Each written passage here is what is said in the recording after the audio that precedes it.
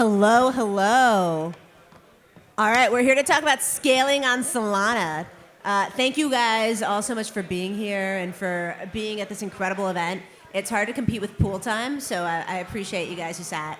But, backstage we were chatting about how nerdy to get in this session. I sort of said, anyone who's here has worked really hard to get here, and if you're sitting here as opposed to by the bar, you definitely want to be here. So we're going to get pretty nerdy and talk about scaling on Solana, and we appreciate that you're here for the ride. I have an incredible panel here. On my very right, I have Noah, who you just heard from Helium, sort of the master of protocol engineering at Helium.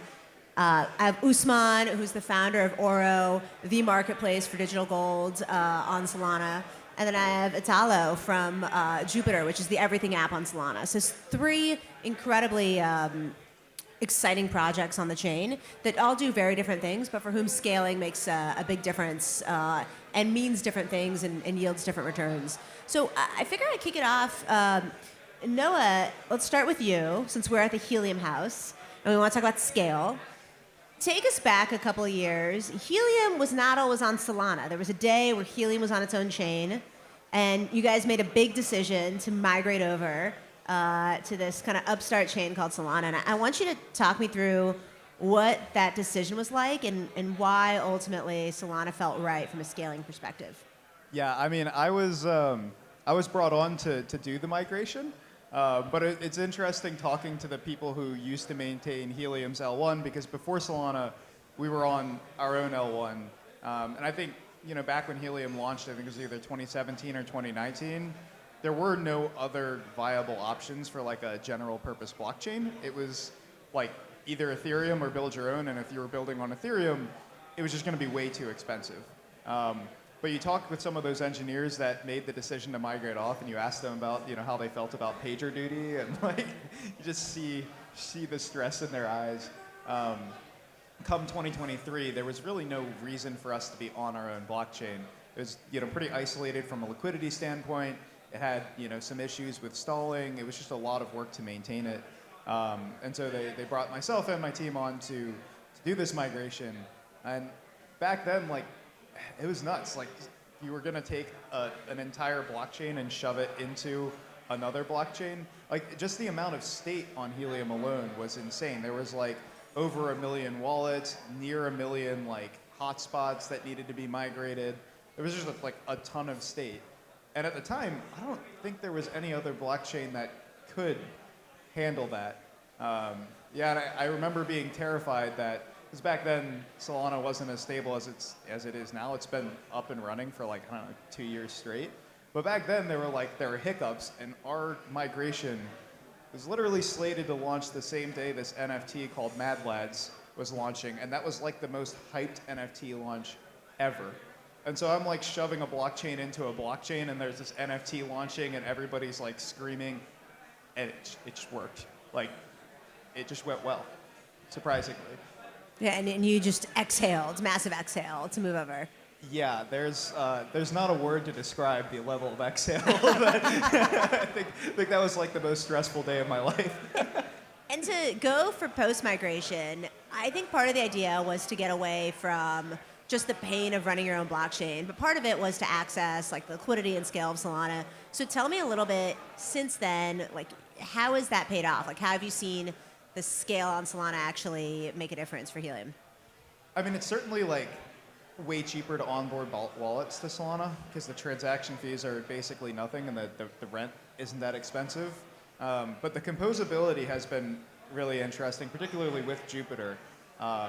Because our users now can just go trade HNT directly on our wallet app, which is something they could never do on Helium because like we didn't have liquidity for our own token on our own chain, nonetheless like other people's tokens. So yeah, it's been really cool being able to use all of the other apps as well. So it's not just about being cheaper.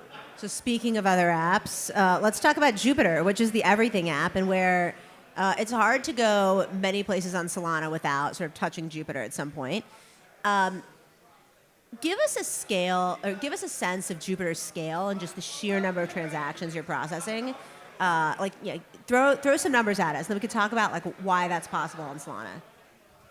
Well, Before I answer that, I remember when the Helium migration happened. I think there was a few hiccups, like a few months before. I remember me thinking, oh, like tomorrow is going to be fun, like because I was expecting some things to happen. So I remember that airdrop happened, the migration happened, and everything went smooth. And I was like, okay, this is not fun any longer now. I think every dev on Solana was like, all right, what do I do when the chain goes down? And it just worked. So Jupiter this year, I think the last number I got is our volume on chain is 1 trillion or something like that, analyzed. Sorry, your volume on chain is how much? 1 trillion. $1 trillion. Yeah, so no, like but volume transfer. So it's I don't. It's very hard to really think about that number. When it comes to the router, which is what enables liquidity to go from point A to point B, right? I think we have around 80% of the whole volume of the chain goes through the Jupiter program of the router.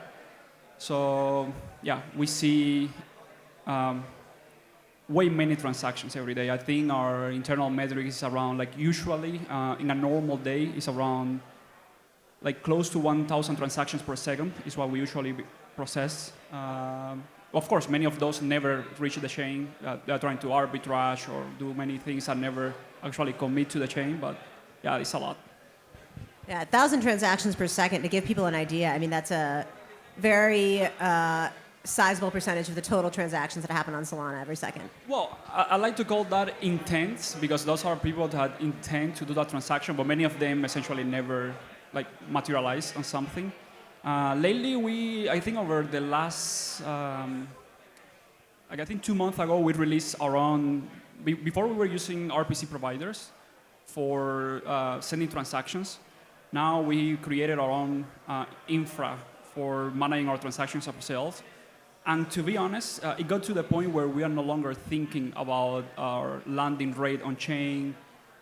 We know that all the transactions that are supposed to be landing, they land on the same slot, which means that those are like less 400 milliseconds, or one slot after the last 1%. Like a P99 is like 0 slots and then 1 slot after. And that is pretty good. That is essentially 1 second worst case for landing a transaction from you clicking swap to that transaction actually landing on chain. And, So super fast. Extremely fast, yeah. And very cheap. Can you dig in a little bit to why Jupiter is possible on Solana? Like what is the scale that enables just have this massive sort of volume of transactions? And maybe I don't know if you feel comfortable comparing it to like a competitor or a similar app on another chain, but like what is the difference between what you see on Solana and what's possible here versus somewhere else? In our case on Jupiter, I think what make us, like we have, I think, I lost the count. Like I think 12 different products in Solana today. From like the swap product, the spot, we have perps, we have lending, we have a wallet, a mobile application. There is many things. I think the reason why we can do everything, it is because we are no longer thinking on the chain. We are just thinking about, okay, in what vertical there is some value that we can capture. And essentially, it's just developers building an experience for users. And no longer is the chain in our mind, the limits of the chain or like anything specific about the chain. It's just product all the time. So that is what enables us to be in every vertical possible and try to bring this everything up vision on chain. Yeah. Usman. So now let's get to sort of the newer project, who's bringing an asset on chain in a very unique way. So tell us a little bit about what Oro does for people that don't know, and then you've had different at bat in crypto. This second round, you chose to build on Solana. Tell us about why Solana made sense for your project. So at Oro, we're the simple one-liner is that we want to enable anybody with an internet connection to be able to buy gold and to be able to earn on gold. The buying gold is probably easy for some markets, not for most, in off-chain manner. To earn on gold is pretty much impossible. And so for us, it was like, how do we... And those are actually, aside from access and yield, credit is also very difficult against gold. And these are what I would say three of the biggest perennial problems that a gold owner or an institution who holds the asset faces. And we actually think crypto rails can really help solve for all of these three problems through tokenization. And so we're trying to build what I would call digital gold infrastructure. At the core of the business is an issuer that issues a token that's fully backed by gold. And then it's kind of building the infra around it to really unlock some of these different problems that the asset faces. Why Solana? To be honest, it's really interesting. I don't think I had the choice, or I didn't even think about choosing anything else. I was so Solana pilled by some of the community around me. That was it. You know, my entry into crypto was through Solana. But generally, from a business point of view, the reason it made sense was ultimately you want to be opening your business or in a country. Let's say if chains are countries, in countries which are thriving, right? And so, yes, nobody's going to come to shitty business even in a thriving country. But if you are opening in a country which is high footfall, large amount of users, you will, and if you do something of value, you will attract users. I think Solana's biggest moat is this economy that it's built out. And this economy which has everything. You know, it's not sort of saying to users that, hey, you're coming to an expensive mall. It's saying that, hey, we have a mall which has a high-end section. We have something for everybody in that. And I think that's beautiful because then you know, especially with an asset like ours, which we believe that everybody should hold some of it, that's great. I think the second piece is the builder energy around the ecosystem is awesome. I think that's everything around commodity, everything around fees, transaction fees, etc. That's kind of commoditized, right? And the reality is that as time goes on, there'll be more and more chains who will be able to sort of say, we're the fastest, we've got the fastest settlement. But what is really underrated is the builder energy and the founders who are on the ecosystem and the culture of the chain that just cannot be replicated. It's super helpful. It is not elitist, which for somebody who actually comes from a fairly, I would say, respectable, credible background, I don't think I would be open. You know, I would be as welcome naturally in the Ethereum ecosystem because maybe I don't have the most technical background. Solana is not all about that. It's all about, hey, what can you do something of value? Can you, you know, and ultimately that just means can you make money, right? And everybody likes money, and it's like, and people want to help you because they think that, hey, you're going to make something of value, which is going to be a net positive for the ecosystem, and that's beautiful. It's a lovely point. I wanna take some time to get back to community in a second, but I want to go back to the first thing that you talked about, which is this idea of you just have a lot of different things that you can buy on Solana, sort of this broad marketplace. And there's this term that we've started to use in the foundation, I think that's gained traction, called internet capital markets. Yeah. And the idea is Solana is sort of one chain, 24/7, that operates one big internet capital market. And I'm bringing Italo as maybe like the purveyor of one of the biggest platforms in this market. What that term means to you? Like, why is it important to be able to have all these assets in one place, and what's enabled by that type of market? Well, I think ideally, at least that is my expectations, what it's going to enable is essentially just bringing the whole, like there are two concepts that I think a lot day-to-day Jupiter, which is we are starting to see everyone focusing a lot more on on-ramp, off-ramp, and spend. So the ability to not only like bring capital in, but ability to spend that capital that we have on chain. And you know, commerce is how I always think about this: the ability to have the savings, get the yield, be able to spend those the capital that I have on chain, and just not ever having to think if I am in a bank or is on chain, that layer being transparent for me, but me being able to do commerce in my day-to-day without any like barriers. Yeah. And Noah, you know, you sort of chat about this in the scheme of like Helium being in this market and how Helium was a much bigger part of sort of like the Solana ecosystem on a relative basis, was a much bigger part of the Solana ecosystem 2 years ago than it is today. Talk a little bit about that. We've seen that when it comes to like Jupiter transaction volume and why it's actually better that there's just so much more activity beyond HNT. Yeah, it's kind of crazy. I think when we first migrated to Solana, which was I think in like early of 2023, Helium was some crazy percentage of Jupiter's transaction volume. Like we took, I think there was like 200,000 daily active users on Helium, and they were all just like trading HNT on the chain because they could now. I think we were like 14 or 17% of Jupiter's volume at the time. And now fast forward to 2025, I don't even know for 1% of the volume. And it's not that we're doing less volume, we're probably doing more volume. It's just there's so much other things that are being traded now on Solana, which is crazy. Why? Because a question that I get a lot from a lot of teams is like they see those numbers, those percentages, and they say, why would I do that? Like I don't want to be a small fish in a big pond. Like I want to be the more dominant project on the chain I work in. I want to be the bigger fish in a small pond. Tell me why you think they might be wrong.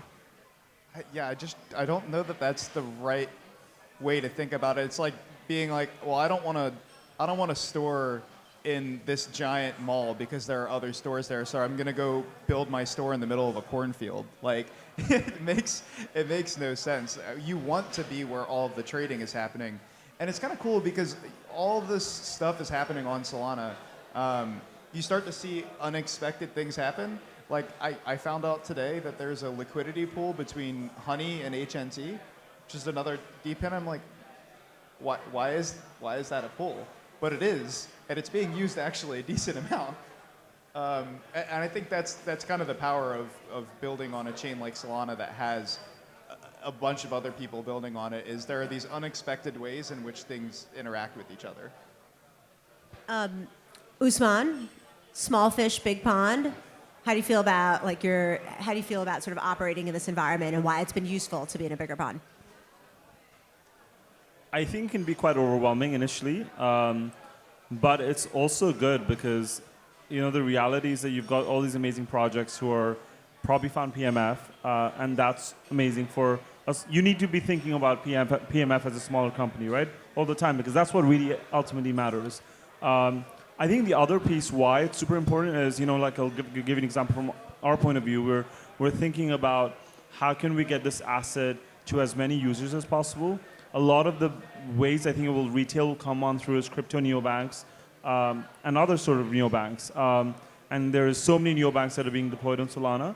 And just by virtue of being a gold asset on Solana, we're going to be listed in these apps, right? And that's amazing because we're getting insane amount of distribution that we don't need to go out and even go after. It's just naturally happening because there's a lot of these amazing companies that are being built on Solana. And like you said, right, like unexpected primitives that can just be born, and we don't need to even think about it, right? It's like, actually, it's really funny. The day we launched 2 months ago, Loopskill, which is a lending protocol in Solana, and we were chatting with them, hey, we're going to do integrations, etc. They just went ahead and did it, right? So day one, we had a lending market live, which is super cool because it's like, hey, actually, we don't need to like chase after like one or two big protocols. It's like everybody's just like, let's just do it, And so that's awesome because people see value and they want to contribute to it. So.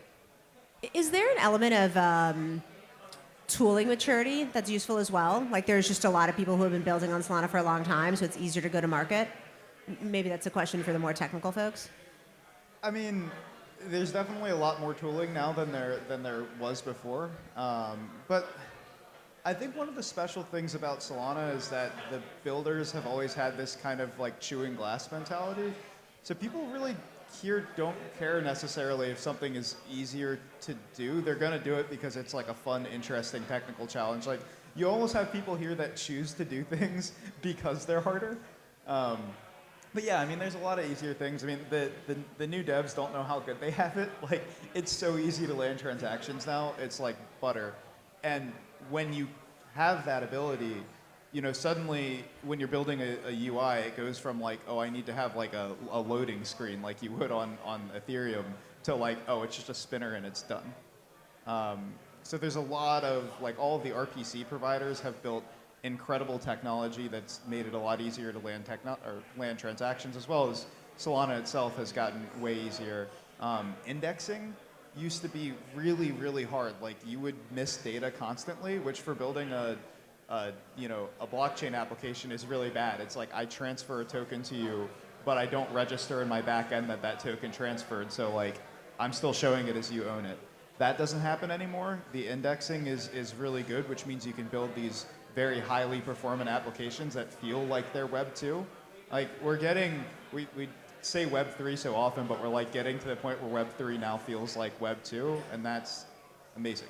The UIs are getting so slick. Like it's very cool. We're finally getting good at it as an industry.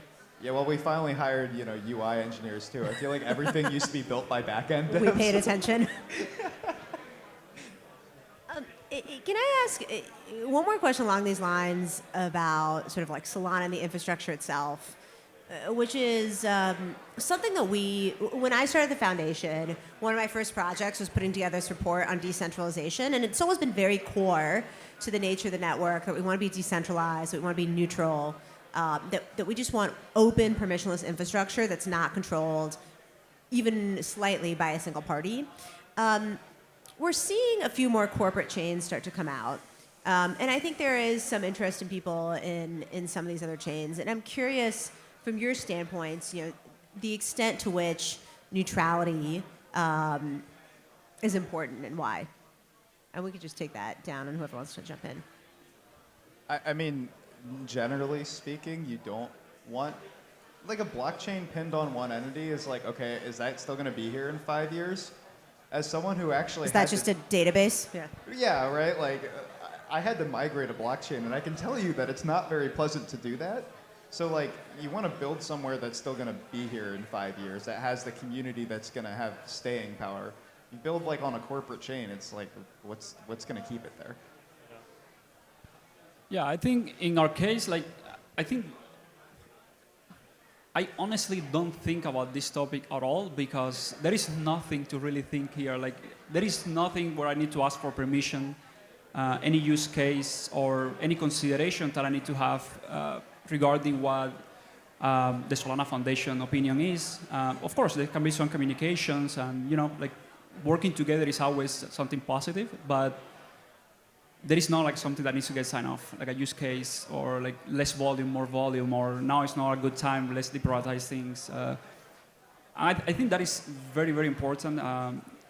The web was intended like that, being like an open thing that you can essentially create and host there. And I think blockchain is that missing component that I hope at some point it really like goes to scale and give us, not only that front end via a browser, but that backend logic that is hosted in a permissionless network that anyone can use. Yeah, I'd agree. I think the coolest thing about building on a neutral chain is that you don't need permission to execute. And when you don't need permission to execute, that's only when magic can happen. If you control everything too much in this controlled experiment, the reality is that you're not going to see these crazy outcomes and these crazy things that we've seen on Solana happen in the past year. Because the reality is, like, even the foundation is one organization and they will have a priority that they need to ship out for a quarter or for a year. And just because you don't fit on that list of priorities doesn't mean you're not shipping anything of value, And I think when you have all of these guardrails, and that can diminish what you're trying to get out for just generally. Yeah, I would also say, like, most of these corporate chains, they're L2s. They have like a centralized sequencer. And while like I'm not too worried about, Coinbase or something going and messing with that centralized sequencer to do something bad, you have like a Cloudflare outage and all of a sudden your blockchain is down, which is kind of messed up. And in general, right, like you would make the trade-off of using an L2, I think, if you wanted it to be faster, you wanted it to be cheaper, you wanted it to be better. But all these L2s are slower, more expensive. Like, why am I going to use something that's more centralized that's also, quite frankly, a crappier product? I just don't understand it. Which is why, like Italo said, like, I don't even think about this. Amen to that. Okay, I'll pivot slightly in a couple of sort of general purpose topics for the audience.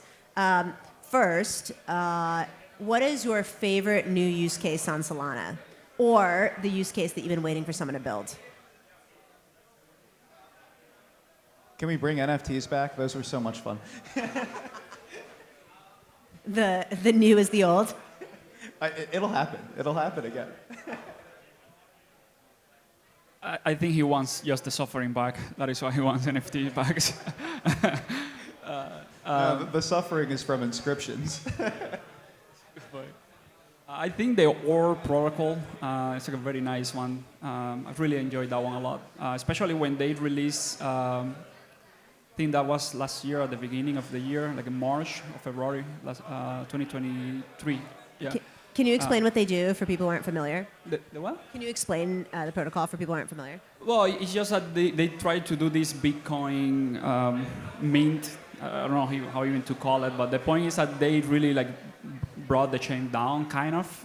The chain was live. It's just that they were sending so many transactions that no one else could land transactions. That was the whole thing around that time.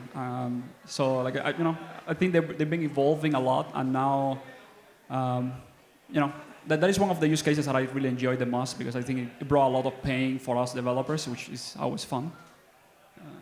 I really liked Helios Orb that's come out. I thought that's just the ability to read a block explorer in an easier manner. It's pretty awesome. A remarked improvement from whatever else was out there. So that was super cool. I'll throw in mine. I'm a deep in stan, and I've been very excited or just like enamored by a bunch of these embodied robots out there. There's actually going to be a few outside Breakpoint tomorrow, like fighting robots that collect data for embodied AI. I just think it's so much fun. Like, it's just so cool. All right, final question. I want each of you to either share your favorite Breakpoint memory or advice, either for the audience or for yourself, for what you want to get out of this Breakpoint. And Italo, I was inspired by you by talking about like everything that you usually get from Breakpoints backstage. Yeah. My advice for Breakpoint is to come here thinking about just at least my personal focus when I come, like being all the Breakpoints until now. And my focus is always, I come here to learn and share. And I go home with kind of a roadmap in my mind of, okay, next year these things are going to be happening. How can I use all this evolution that is going to happen over the next 12 months for my business or with my team or like, for what can I use that? And I come here without an agenda, kind of, just like an open book. What can I learn? What can I share? And that played very well for me. I met so many friends here. Like I think probably 80% of my friends today either are from college or people in the Solana ecosystem, just because we suffer so much together in the beginning of the Solana. And a fun Amsterdam. That was cold and wet all the time. I think the first Amsterdam, because for me that was the first one where before Amsterdam, we were Lisbon twice, I think, and everything was very further away. And then Amsterdam, everyone was together there, and I really had like a great time, everyone being together, which now is a norm with all the new venues. Yeah. No, Usman? No agenda. I mean, it's more about, I think, reconnecting with people we've just met digitally and actually meeting in person, because I feel that's the best way to sense somebody's energy and just get to know people IRL. So that's something that it's been the main focus, that, hey, whoever we've been speaking to, let's try and get one-on-ones with them and let's just get to know them, right? Because actually business can still be done digitally. You don't necessarily need to meet me in person to be like, hey, let's do this. It's just more about, hey, let's catch up. Last year was my first Breakpoint, actually. I think it was pretty cool. We got some of our first angel checks from there, and we closed around a month and a half after Breakpoint. So for me, that was like a very amazing kickstart for just everything, Solana related. It's a very successful Breakpoint. Yeah, and this year I'm speaking of Breakpoint, so it's kind of cool. Yeah, my first Breakpoint, I did not yet work at the Solana Foundation. I was just kind of like a rando who showed up and just was like enamored by the ecosystem. And the next year, I opened up Breakpoint on stage as a member of the foundation. So a lot can change in the span of a year. Noah, close us out. Yeah, so advice-wise, I would say the number one mistake I see people making at Breakpoint is they're just like, let me get all these people's telegrams. It's almost like a number. Like, I need to do the BD, so I need to scan all these people's telegrams. Like, it's not about that. Seek first to understand, then be understood. Like, when you're talking to someone, actually meet them, figure out what they're building, actually understand what they're building before telling them about what you're building. Maybe there's something where you overlap, but maybe there's not, and you just make a friend. And I've gone to every Breakpoint now. I've been at Solana for a long time. And a lot of these people are people that I see over and over again. And they might not even be at the same company. They might have gotten acquired. They might have moved to a different company. Like, make friends first, and then do the business development. That will come naturally after. I would say favorite Breakpoint memory is definitely I got invited, I think 2 years ago after we did the migration to speak with Tolly in like the opening thing. And I get backstage and I'm so nervous and Tolly just walks in wearing a fucking dragon costume, which was incredible. Well, it was Halloween, right? Yeah, it was. And I think his kid had picked out the dragon costume and he was like, okay. All right, give a huge round of applause to our incredible panel. Thank you all for hanging out, sitting with us on this beautiful day, and hearing about scaling on Solana. Thank you guys so much.